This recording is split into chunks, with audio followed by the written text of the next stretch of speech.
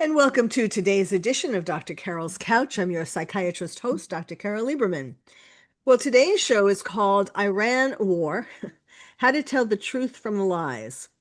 We can't help but feel flooded and overwhelmed by all the news about the Iran war, blaring us from television, radio, the internet, and other people in our lives.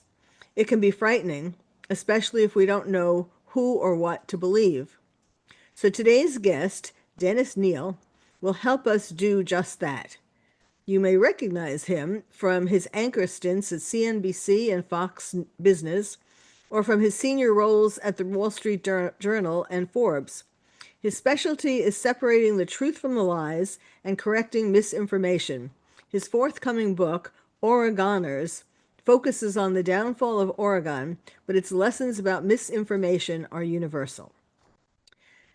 So, Dennis, I should have asked you before we started. Did I pronounce your name right? Is it You Dennis sure Kneale? did. Yeah, Dennis Okay. Kneale. It's so Okay. good to see you, Carole. Thank you for giving me this oxygen, this airtime. I'm so happy to be talking to you. Me too. Okay. Now, it's interesting. I was thinking right before we started about how you've been on different networks and different newspapers and so on that are different sides of the aisle. And well, why don't you just start? I wanted to ask you, I will ask you either now or later. Maybe you want to start with a more general kind of approach. But, there was this thing just recently, the two teenage boys who Oh, were radicalized by ISIS and gave the ISIS signal when they were at the Gracie Mansion and threw bombs that were that had real mother of Satan kind of insides that could have been that are normally very explosive, very dangerous, very lethal. And so, and now they're looking back. They came from Pennsylvania, and the FBI, the CIA, or Homeland Security, or all of the above, are looking into their where they kept some storage lockers or things like that, and they're discovering even more people who are connected to them who recently went back to the Middle East, and this, it's turning out to be a much bigger story.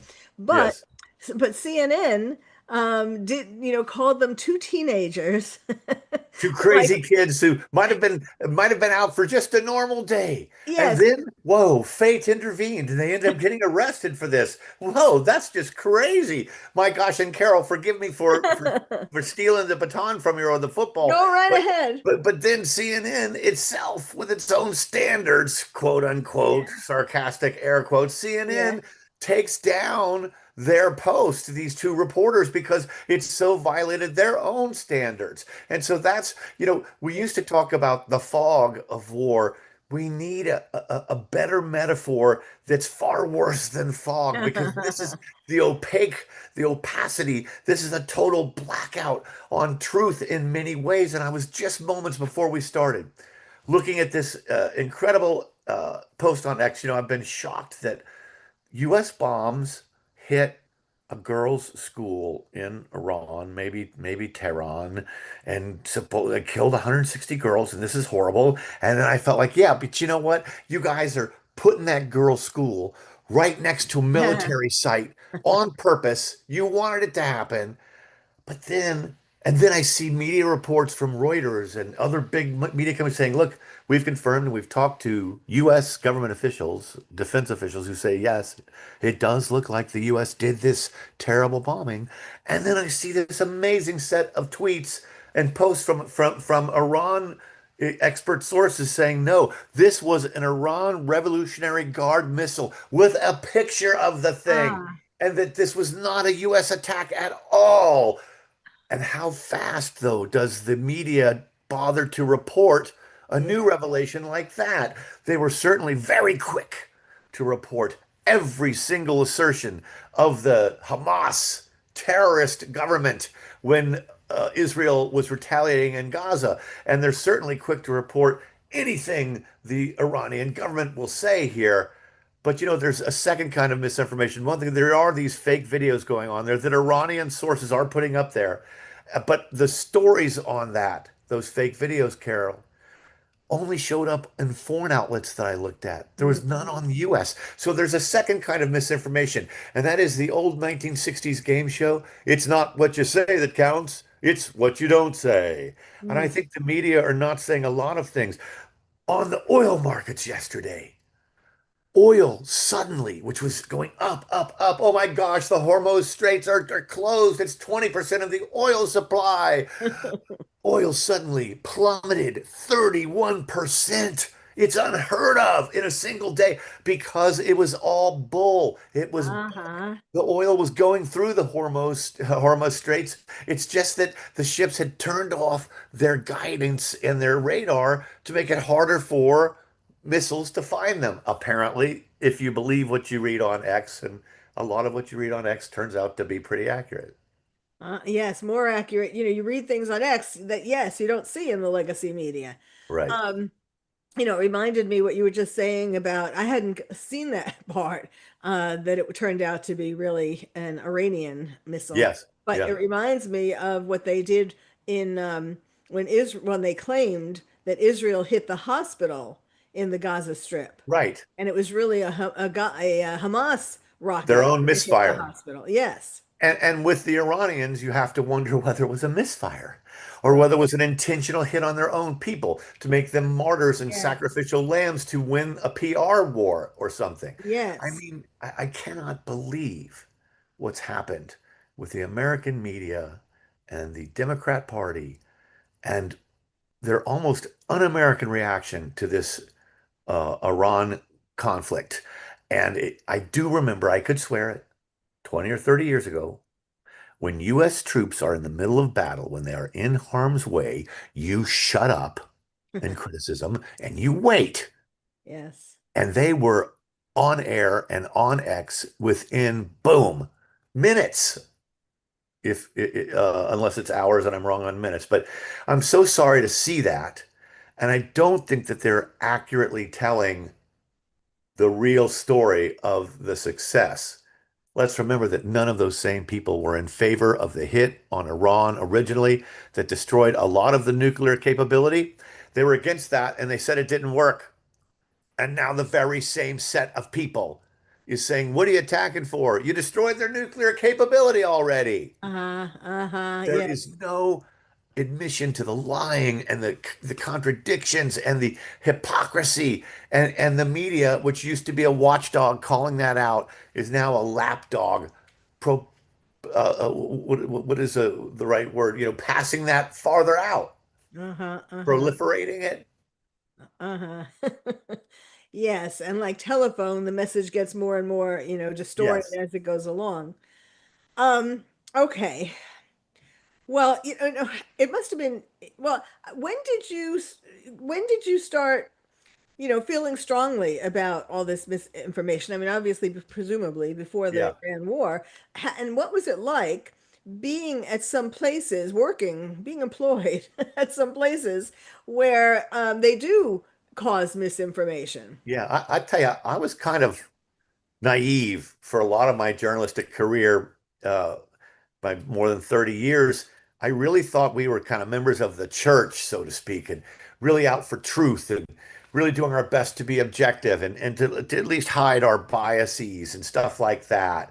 And always, though, when I was at the Wall Street Journal and then Forbes and then CNBC and then Fox, always I was more conservative than most of the staff. There was a real liberal bent to all of it, even the Wall Street Journal staff. The news reporters were liberal and the op-ed people were conservative.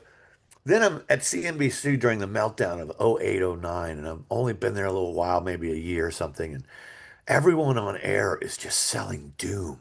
It's the end of the Bush administration, and before Obama's coming in, and they're just hanging crepe. My God, stocks are going to be down for years to come. And I say to Larry Kudlow, who is today an anchor on Fox Business, this is at CNBC, and Larry's a Republican and conservative, one of the only conservatives at the network, and we're mic'd up and ready to go on air, and we're not. They're a commercial, and I say to him, people here are hanging so much crepe. They're so afraid. I really think it's because they're so young. They haven't been through what I've seen. I was at the crash of 87. I was at the crash of 2000. So it's Oh, 2008. And so, oh, he says, that's not it.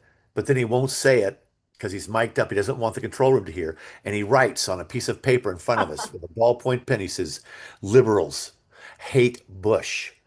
And that was this thought for me that, my gosh, they're really letting their political bent get in huh, the way of that. And that's how huh. naive I was, because other people thought that that was happening for decades, right? It's just that now it has become taught in journalism schools that there are certain issues that there's only one truth.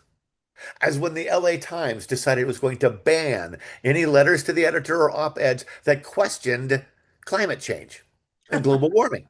Oh, well. Well, and why aren't you allowed to question it? Of course, you should be allowed to question it. And so more and more that slant started showing up. And then Uh, along came Trump in 2015, down that escalator. He said stuff that no politician ever would dare say. He said stuff that would destroy any other politician and have him dismissed as a racist. And he got elected. And it broke the media like never before.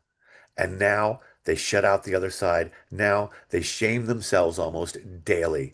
They are shills for the liberal line. I hope it will change or disappear when Trump leaves, but I don't think it will. It might be permanent. They've decided that they are partisan. It's not their job to reflect on conflicting versions of the truth. It's their job to tell only what their Democrat comrades want them to tell. It's so sad to see. They used to be so much better than that. They used to at least try to hide their bias instead of reveling in it, being proud of it. It's the drive for clicks that mhm. might be partly responsible for this. I talked to a great writer at Forbes, such a gifted writer, who told me a few years ago he had to bring in 200,000 views per month at one little shingle out there among millions of outlets of 200,000. Well, that means you Huh. almost have, I mean, more people will err on the side of irresponsibility, hate, anger, anything to get the clicks. And then that's more and more what the media becomes. It's sad to see. It's interesting that you said that journalism schools are even going along with this. I mean, it used to be that they would teach you, right, Yes. how to make sure that you included both sides of a story. Objectivity. And on the other hand, yes. And then I give a speech a year or two ago to a New York journalism class, and I'm stunned when they tell me, because I said, look, you know what? No one wants to read or listen to any stories we have to tell. They just don't have time. So we have to almost trick them into it by giving them stories that have drama, conflict, and struggle. And I told them the more debate you have in a story, the more compelling it is for people to read. And then they decide for themselves who won or what they think. And they end up telling me, but wait, we've told with some issues, no, you shouldn't really tell another side. You should Mm. only tell the one side, which of course is anathema to what a journalist should do. And shame on the journalism professors who are a bunch of libwits who most of them probably haven't been reporters ever before at all. Shame on them for teaching that. Yes, absolutely. And things are only going to get, well, they're already getting worse with AI and with, Ah, with what do you call it? yes. The You know, when you ca- can fake the fake right. things, when you I, can I, put pictures of people who, yes. you know, Okay, so I've got two things for this on you. yeah. First, Eben Shapiro, a longtime writer and editor for the Wall Street Journal, for Newsweek, etc., Eben had a story in the Journal on Saturday about AI writing. And he asked three chatbots like ChatGPT and Gemini and Claude to Uh-huh. talk about each other's writing and critique it. Oh my And it God. was so funny because they did such a send up of each other. They were just catty and vicious, these Oh AI wow. bots. And they were really good at riffing, oh, ChatGPT, it's like an overeager grad student speaking to a tenure committee and all these different descriptions. It was really great. But the thing about it is that right now, I think 80% or more of news writing, wire service copy is automated. And soon it will be 100%. And whatever that happens, understand that 5 years from now, Hmm. the stuff will be even more sophisticated, 5 to 10 times as sophisticated and smart as it is when it finally does 100%. But at that time, Carol, human beings, once we're wowed by tech at first, and then it's nothing. We're no longer wowed. We're no longer wowed by the internet. And Right. once that happens, human beings will be so much more impressed when they find a real person like me who can write, because it will be a disappearing art, and they will respect it even more than the low amount of respect they have for writers today.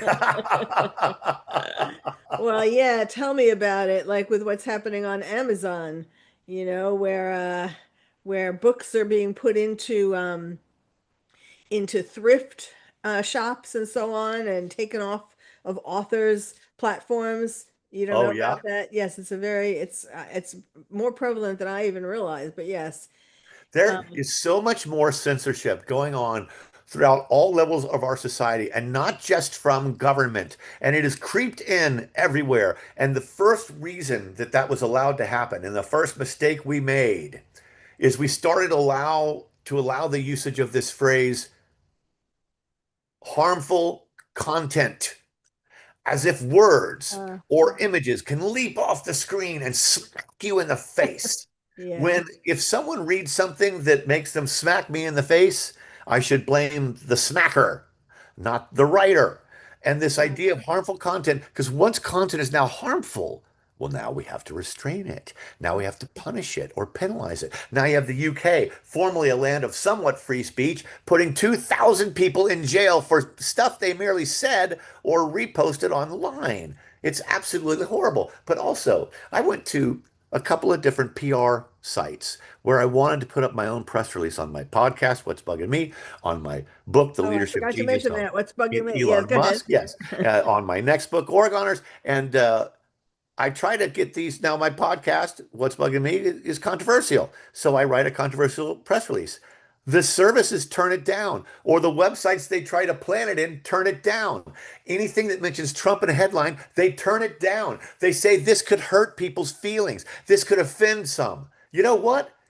Be happy for the offense. Be happy to feel something in this Yeah. life if you get offended. And also, Yeah. if you get offended, stop shopping for umbrage and bringing attention to yourself by how offended you are, and instead flood the zone with more of your own content and Yes. your own points Yes. of view.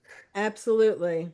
I mean, my Absolutely. gosh. And so, this kind of censorship where I can't even get, I'm paying them $1,000 for a couple dozen press releases, and you're afraid that my press release is going to hurt someone's feelings?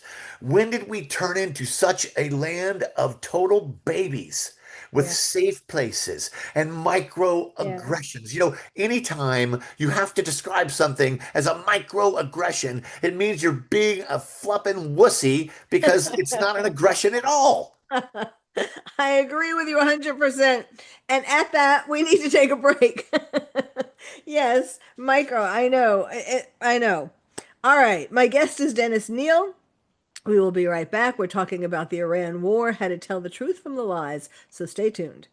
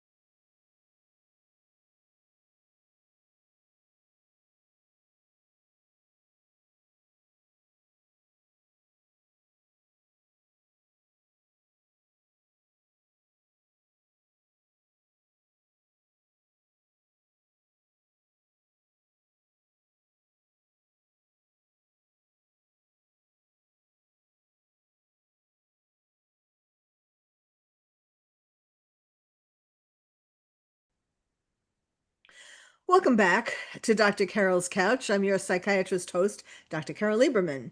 We're talking today about the Iran war, how to tell the truth from the lies. And there is nobody better to help us with that than my guest, Dennis Kneale. And I want to mention, I had forgotten to mention before, his podcast. Besides all his stints in on TV as an anchor and various publications, he also currently does a podcast called What's Bugging Me. I love that title. Thank you. What do you talk about mostly on that? Is it Well, just it turns out anything? there's a lot bugging me. So, I talk a lot about the stuff I see going on in Washington and how much high-minded moral principles are prized over results, and just how bad government is at the things it does. I'm pro-business. I call out the media because, I was fired by Fox Business Network with 15 minutes notice in Oh my God. 2014. I'd been in television for 6 years at the time. I felt like I was really good at it. One reason I would say I was good at it is because when you saw me on TV, you felt like, I don't think I've ever seen a guy happier to be on television. And so that comes across, right? He's like a happy puppy. And I waited for those offers to come in, and they did not come in. No one offered me. And then even print platforms turned me down. I couldn't figure out why. I kept quiet. And for 5 years, I started seeing the media just turn into something I no longer recognized. And so finally in 2022, the Ricochet platform approached me and said, "Hey, someone we know sent us your way. How'd you like Oh, to get together and kind of do this podcast?" And so boom, and what's bugging me was the name of this twice a week 60-second segment on Fox Business. I was only allowed 60 seconds to talk about what's bugging me, and they would run it with this logo, and my face and my glasses would shatter and smoke would come out of my ears or something. And that's where it started, and I stuck with it. And I have a column at yeah. newsmax.com that's called that, and it's a lot of fun. Here's the flaw of my podcast and why it has failed to catch on with a mass audience. I went broad. I feel like it's better and more informative and more fact-based than a lot of cable news programs, okay? But to go broad, you're competing against this sea of thousands of outlets and voices doing the same thing.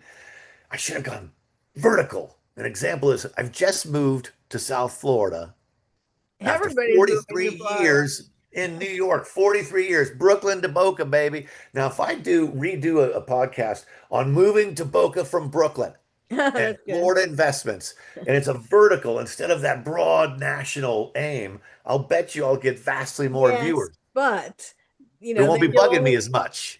you'll only be able to talk about, there'll be lots of other things that bug you that you won't be able to talk about. Right, right.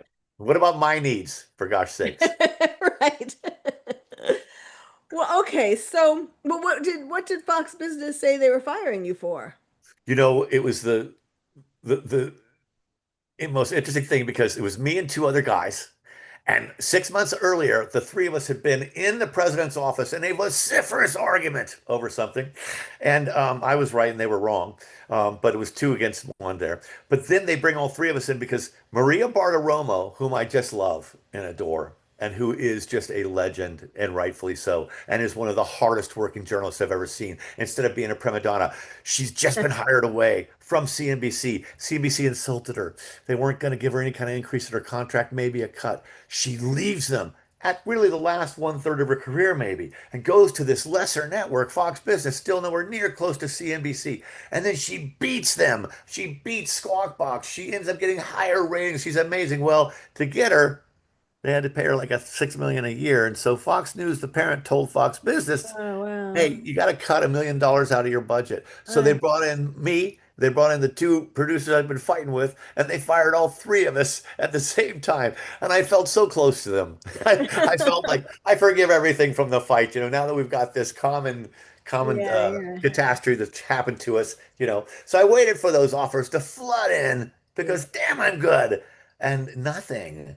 So finally, with the podcast, I finally started unleashing my real thoughts on the media, thereby assuring that I will not get hired by any of them.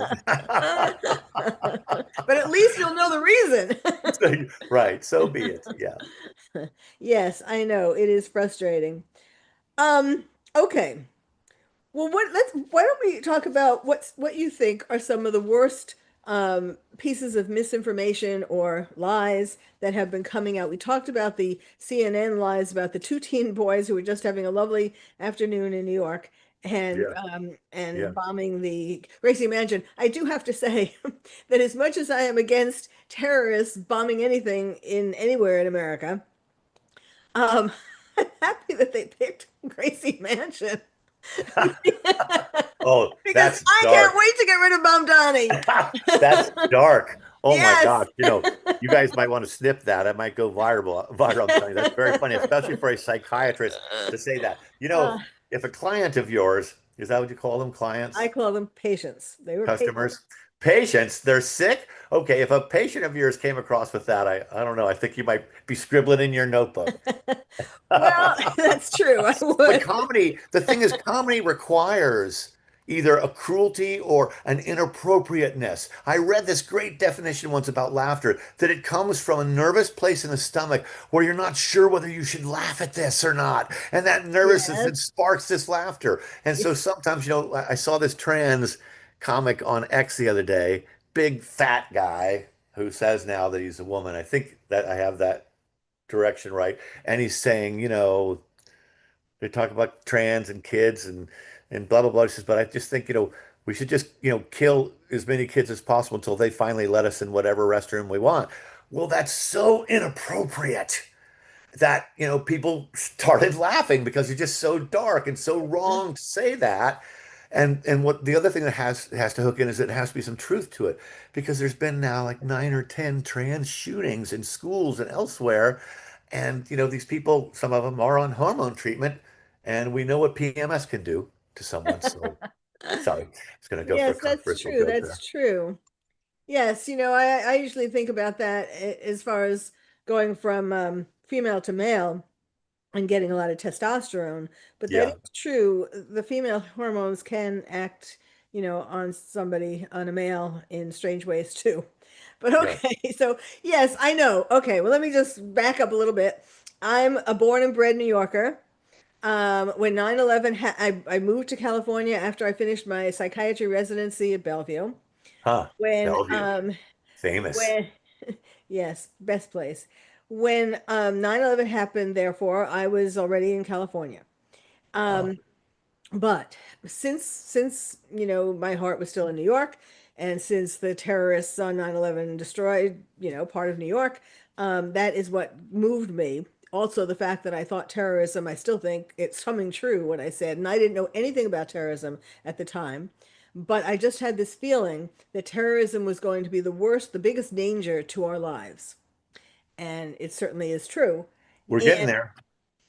and um and so when Mamdani was elected mayor, I couldn't believe that enough people voted for him. I still think maybe there was some, fraudulent stuff going on, but Yeah, nobody seems just to be looking incredible. into that. But anyhow, so he is such a danger for New York, both in terms of terror attacks and in terms of anti-Semitism. He's Yes. doing the best that he can against Israel, against Jews, and not against terrorists. So, Yeah. You're so right about that. Look at one of the first acts he did upon taking office at midnight, January 1, in the subway, in an 2026. old subway station, He lifted 2 orders that were protecting Jews against anti-Semitism. Now he did them in a pack of orders that had been approved since September by Eric Adams, his predecessor, after Adams had been accused of blah blah blah, $100,000 in gifts or flights or something 10 years ago. It was the most bogus, politically contrived case. right? And but he could have exempted those two pro-Jewish anti-Semitism. He could have exempted. Instead, he just wiped them out. And then he's speaking to us. I still say us as in New Yorkers only left in January 4th, 15th. He's speaking to us and quoting the flippin' Quran and quoting verse to us when there's 2 million Jews in New York, 1 million Muslims, and 3 or 4 or 5 million other kinds of people who are neither. So why are you talking to us in this narrow prism? And then he's making so many wrong decisions. Here's a wrong decision. I don't want to interfere with the bodily autonomy and the right to make their own decisions of the homeless. So even though we have a super cold Yes, storm coming through, yes, let's let them stay on the streets. We're not going to have cops arrest them or force them in the way the previous administrations did. And then 18 people, most yes, of them homeless, died, died. froze to death. I've never seen it happen in more than 40 years in New York. I'm stunned that this Yeah, happened. I'm stunned it didn't get more attention. My God. And yeah. then up came a blizzard a week later, and he says, "Oh, we're going to be, removing people from the streets." Are you? Oh, wow. Okay, so you can learn on the job there. He's never had a real job. He was a citizen of the US only in 2018. In 2014, he was picked by Muslim groups and groomed. And Linda Sarsour, a Muslim American, American-born super radical who's been mentioned by the State Department, I think it is, or something. Linda Sarsour said publicly, and it's on video in videotape, that, oh yeah, we picked him, we wanted him, and now it's happening. And then Asra Nomani, a fantastic reporter and a wonderful friend of mine on Fox News, reports that, oh, he's backed with money and advice, etc., from 23 different Muslim groups. Oh, and something like 22 or 24 union groups as well. Why did the Democrat Party get behind him? Because this is where they were going all along, Carol. I Yeah. was so naive. I thought that, well, you just kind of, you're liberal. No, they want to turn America communist. Well, yes. I mean, it's the red green alliance, the red being the socialist communists and the green being the terrorists, and they're joining together for the purpose of overthrowing America, destroying America. Um, but yes, and when he let those people die in the snow, I tweeted about it and I said something about what happened. Didn't he say in his speech something about the warmth of collectivism and the Oh, coldness of nice. individualism? Remember that? Nice. Whatever happened to that? Oh my gosh. Well, indeed, I guess in a way it was rugged individualism that led them to say they wanted to stay on the streets. But as I read and did research on that, here's one of the 18 found dead. A Brazilian immigrant young woman who was a dancer, and she was found nude Hmm. under the snow. How do you end up naked outside in this winter storm? What the heck happened there? There's all kinds of mysteries going on in New York. Look, Yeah. another order Mamdani gave is we're not going to roust homeless camps, but they did that in Oregon. Okay. And I've been studying Oregon and how its own policies are leading it off a cliff unless they can rescue themselves. And there are tents and tarps with the homeless and garbage and needles and condoms and food wrappers and everything all over downtown on the highways as you drive in from the airport in different cities like Eugene and Bend and it's because the Supreme Court had a ruling that said, look, if you don't have a shelter space, you can still roust people from the streets even though they're homeless. And Oregon passed a state law saying if you don't have enough shelter space, you can't roust people from the streets. Huh. And so that made the cities then let them camp anywhere. And then you had the county, Multnomah County, where Portland is handing out tents free Huh. because and they're all uniform. And the reason they do that is because it makes the trash invisible. They put their stuff inside and you're trying to hide it. But there's these tents all over the landscape. There's hundreds of abandoned vehicles or cars that barely work, RVs, vans. People are living in them. I mean, and this is because of this ambivalence they have about rousting the homeless. And now comes Mom Donnie in New York who's saying, "Oh yeah, we're not going to roust the homeless. We're not going to sweep their camps. It's a big mistake. It could encourage them to set up encampments as soon as the cold winter weather is over." Yeah. It's just crazy that they're doing this and making this mistake here in New York. Well, they're destroying America altogether. Look at San Francisco and the Bay Area, and I mean, it's so embarrassing.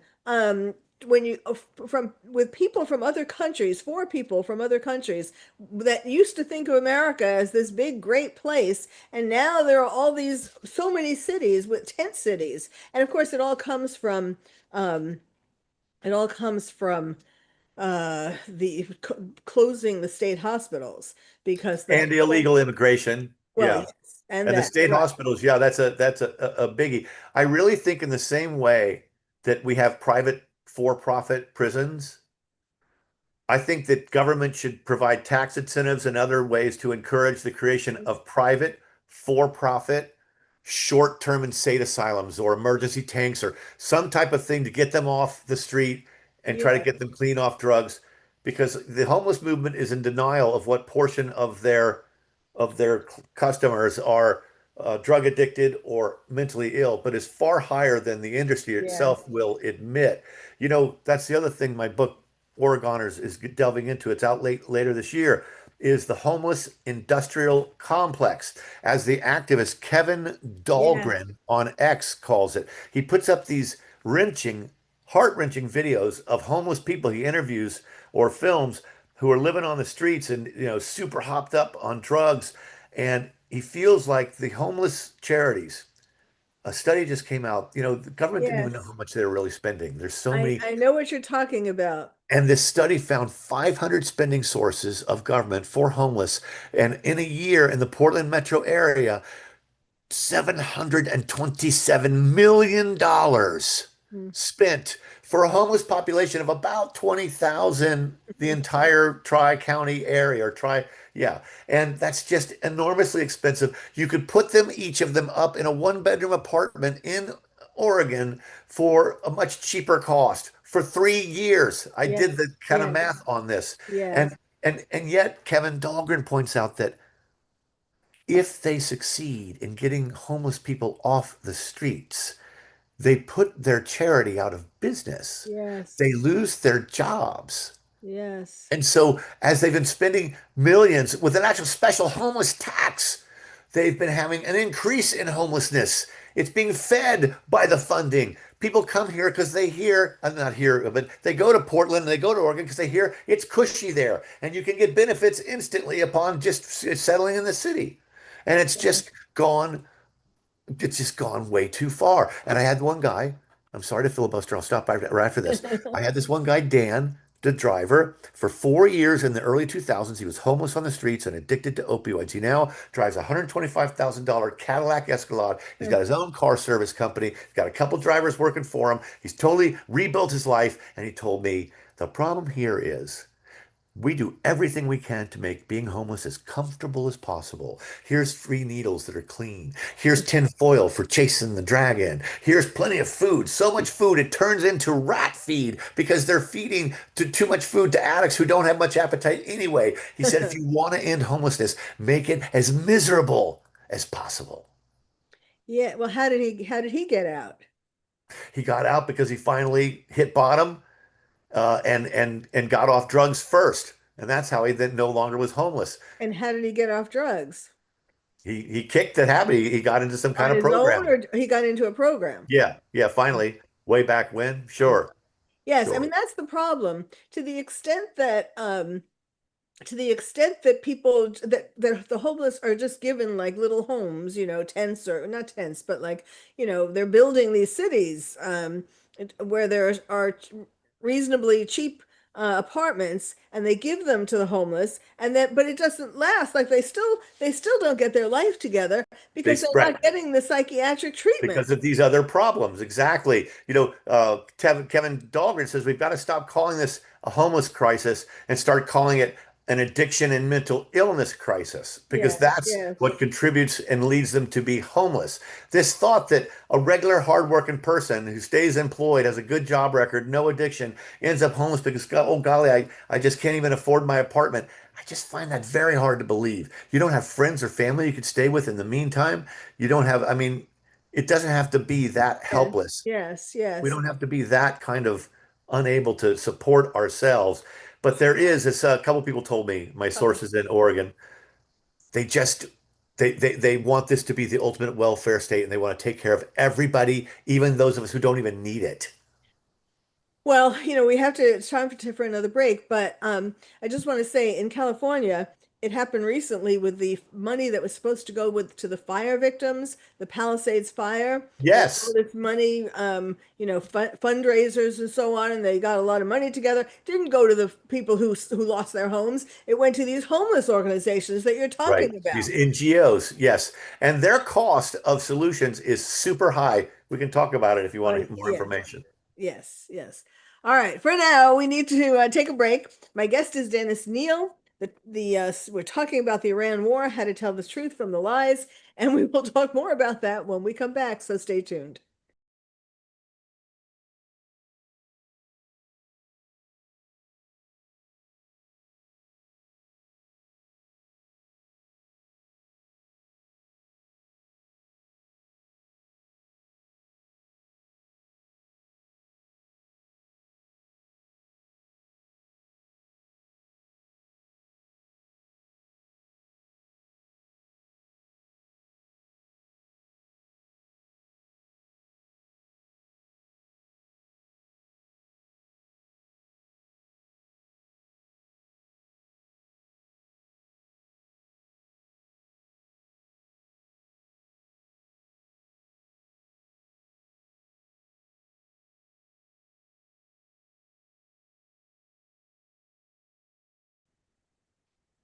And welcome back to Dr. Carol's Couch. I'm your psychiatrist host, Dr. Carole Lieberman. My guest today is Dennis Kneale. His book that is soon to come out is called Oregoners, O-R-E Goners. And he gave you a little taste of what some of it's about. And it's a lesson for not just the Oregonians, but really it's happening all over. So we need to pay attention to that. Now, oh, so I guess, today's show is how to tell the truth from the lies about the Iran war. So, Dennis, tell us about maybe the three top lies that the media is giving us about the Iran war. Okay. I think the first media lie is just what you don't say. It's that they're skipping coverage of any upside or any positive news at all. And they're only hanging crepe and quoting Democrat criticisms, really. I don't think they're doing enough to try to ferret out the truth. Okay. So it's what they're not doing. But second, it's the thought that there's world controversy about this when we have Iranians and Israelis dancing in the streets in multiple cities around the world. Has incredible support. And and they Dancing in aren't the, covering that. let me just clarify that. Dancing in the streets because they're happy that Yes, America and Israel attacked Iran. right, Go ahead. right, exactly. And then third, I think they vastly underplay the evil role of the Iranian regime and how bad they've been for the world and how bad they've been for the US and how Israel is merely in the way. They were coming after us. Okay, so those are the three biggest lies. In terms of how a consumer of news can start to counterbalance and try to kind of look at this more skeptically. First rule, don't believe anything that you hear on CNN, New York Times, Washington Post, MS Now, a channel so embarrassing that They had Universal to change the NBC name. wouldn't even let them keep the name. CNBC was allowed to keep the name, but not MSNBC. Okay, believe nothing, or at least if you're going to listen to those outlets, suddenly say, "Well, wait a minute." What part are they leaving out? Know that there's always something they're leaving out. That's one thing. Second, go on the X platform. It is the single most vibrant, important media platform in the world. Liberal friends complain it's a conservative. No, it's not. I get so many liberals in my feed that I don't follow. It's just forced on me. Okay, so go there because it's an amazing pulse point, and you can follow multiple media, etc. But this great button up at the top right is this Grok button, and when you see a post, boom, you click on Grok and instantly it analyzes it. And I've asked Grok, is this video of Hmm. Iranian rockets hitting a Hmm. U.S. ship valid? No, this is AI, or no, this is from 10 years ago, some other, conflict unrelated. And so Grok is really amazing at ferreting out that AI fake because we're going to be seeing those more and Huh. more, and they're going to be undetectable, indistinguishable within 5 years, and better every 5 years after that. Yes, and one of the big things that the media has not been showing for a very long time, way before the Iran war, um, is what is happening to Europe. How the terrorists have overtaken Europe. Oh, And because if they showed that, Americans would be more concerned about terrorists, coming into America. I But mean, they, but they hide that, and it is, I mean, England right now is the worst, as you were starting to say before. But France has been really bad for a long time. Belgium, Germany, they are dying. They are literally, well, they are literally dying because the terrorists are killing them, but Right. they're dying as a culture because the terrorists have taken over. The Canadian commentator Gad Saad, Saad, who's just an amazing brain. I did his podcast. He's got a book coming out very soon called Suicidal Empathy. Yeah. And that's what's going on in Europe, where they just welcomed literally these, I'm sorry, they're invaders. I mean, in the UK, is it 20 or 60 cities that have Muslim mayors now? This is not a Muslim country. What is going on? Okay, Why was but this it's allowed to happening. happen? Yes, yes, and of course the mayor of London is the worst. And now of course we have ours we were talking about before with Mondani.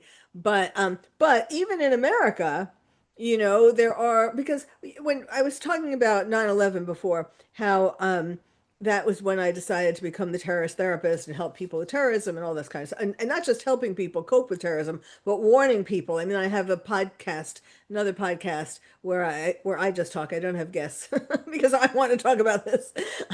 Where I've been talking for years about, how terrorists are planning to take over America. And people in America are just so complacent, are in such denial. And even today, even with the attacks that we were talking about, the one in New York, and then before that, there was the one in Austin, people are still not talking about this, not concerned enough about all of this.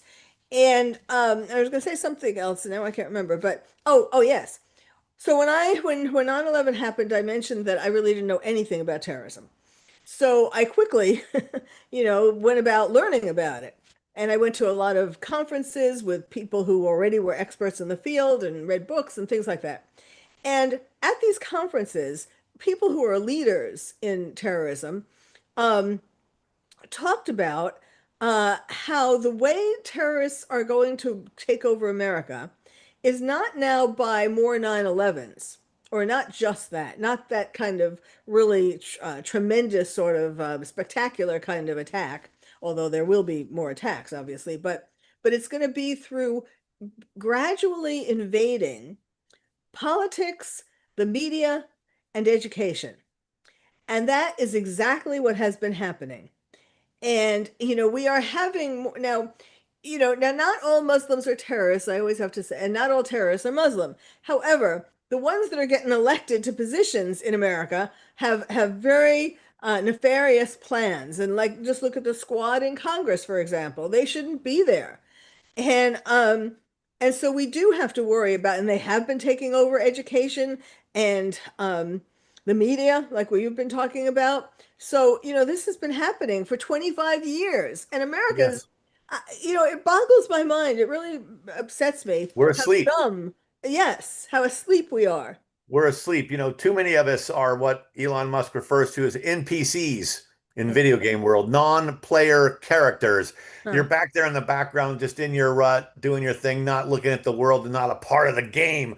Okay, so you're absolutely right. Couple things. First, this is going on for 30 years. In the mid 90s, the FBI, I heard this on Mark Levin's podcast a year or two ago. The FBI had surveillance on Muslim groups in America. They had a big meeting. I think CAIR, CAIR was there, the Muslim Brotherhood. And they were talking about plans then to take over America and to start in the universities and then to work on the media. And they have done this. And, in the Biden administration, he declares this presidential order after the October 7th attacks, I believe it was, against Islamophobia. But Hmm. then I looked into the figures and I found out Islamophobia is a myth. Muslims are getting attacked at 1/3 of the rate of Jews. Okay. And this is per 100,000 Muslims or per 100,000 Jews. There was no big crisis, but the Biden administration certainly acted like there was. And I wonder, will we one day find out that somehow foreign government officials in some way were getting money from the Muslim movement, in some way, financial incentive to open their gates and just lie down and let Yeah. this wash over the population. As soon as Commie Mom Donnie got elected in New York, I Kami see Mandani. videos on the X platform of hundreds of Muslims taking over Times Square and Yes, bowing down on prayer yes. mats. Well, you were praying in mosques before. What are you doing this now for? Exactly what is it that you're trying to show us? To The intimidate wonders of your peaceful religion, or us. that you now have power and Right. you're in our way? Right. Absolutely, which is what they've been doing in Europe for a very long time. Yes. Absolutely. Um, I know. Have thought about that too a lot. Like, could it just, I mean, is it really just money? Like, look at Tucker Carlson, for example. Is it money or does he have some kind of a neurological brain disorder? Um, I mean, he was a smart man. I was on his show. He had what used to have smart, he used to start off with speeches at the beginning, and he had smart things to say, but now he has totally flipped, and he is so pro, not just pro Hamas but pro terrorist and anti-Jew. Something, maybe Right. they planted something What in his happened? brain. Like, what happened exactly? So Or is it just a ton of money? I hope that most of the time it is a person who, you make your living being contrarian. You make your living kind of going against the grain. And so he jumps onto that, and my God, he gets a lot of suddenly clicks and a sudden reaction for the Okay. controversy of daring to say it. And so suddenly you said an inappropriate thing, the blood's roaring in your ears, and now you say another one and another one. And before you know, you've gone down a road you didn't even know you're going to go down. So it might be that. But also, anytime that happens, I wonder, where is the money? Exactly what is the motive? Or more nefariously, did they get you on something? Did they get you on video with some Mm, person you're not mm, supposed to be with or mm, something? mm. Was there a honeypot operation? Um, and is that why you're suddenly? And then other times there are posters. I got offered money on a direct to mail, message on X. Hey, we just want you to put a couple posts out for us. Tell us what your fee is. As if this is done all the time. I never responded. I never asked, even though I would have been happy to sell my views for $100,000 or something. I mean, if I didn't care about the issue that they wanted me to talk about. Well, what issue did they want you to talk I about? have no idea. I didn't even want to Oh. grace the offer with a response. Because what happens instead if it's a sting showing, look, when we offered him, he was interested. He asked, So you've got to live paranoid. You got to live paranoid. Yes, yes, I agree with that. Well, and so when I think about that, maybe like people in Congress, um, or people certainly, or at these colleges, the presidents of these colleges, things like that, people who you kind of expect to be to have ethics. Um, how could they live with themselves by like, yes, sure. If I mean, it would be if somebody offered me $1 million, sure, it would be nice to have $1 million, um, but I couldn't enjoy it if it was to go against Jews or to go against Trump or, Right. something like that. To do And- something, well, to do something that you don't believe. right. But what if you got offered a pile of money to keep saying the very views you've been saying? Oh, the number to call in New York is Right? Good. that Yeah. would be fine. Well, we only have like a minute or two left. So, what would you like to say in closing? Well, it's been so nice of you to give me this oxygen and airtime because a little of me goes a long way. So I want to thank you very much. I think you're a delightful interviewer, and the whole psychiatrist thing. I have so much in common with you because I've been a patient, and so therefore I would love to have heard more about your time as a psychiatrist. Although mine was a psychologist, I realize they don't count in a lot of psychiatrists' eyes. But thank you so much. Have a glorious day. Look, I think overall we have to err on the side of optimism. Elon Musk says, "I'd rather be optimistic and wrong Yes, than pessimistic and right," and I live that way, absolutely. and I hope Absolutely. everyone does. I totally agree with you. I know, but also put some action in there, not to be a what did you call those letters? What were the things? I don't when they NPC, non-player character. okay. Yeah, that's someone who's not taking action. That's right, taking action. Even if it ends up being the wrong action or requires correction, just take that step forward. Stop shopping for umbrage and complaining and start doing something about it. And I Yeah. don't mean some no king's march. Yes, yes. And let me mention the book again that's going to be coming out soon called Oregoners, focusing Yes, on Oregon, but also related to yes, certainly places all over America in any case. absolutely. Thanks so All much. right. Thank you so much. And thank you all for listening. You've been listening to Dr. Carol's Couch. I just want to say again, um, j- well, I guess they've been having it up there all the time that your name. I just wanted to remind people of your name so that Dennis Kneale, so that they will look for your book, Oregoners. All right. Thank you all for listening. You've been listening to Dr. Carol's Couch.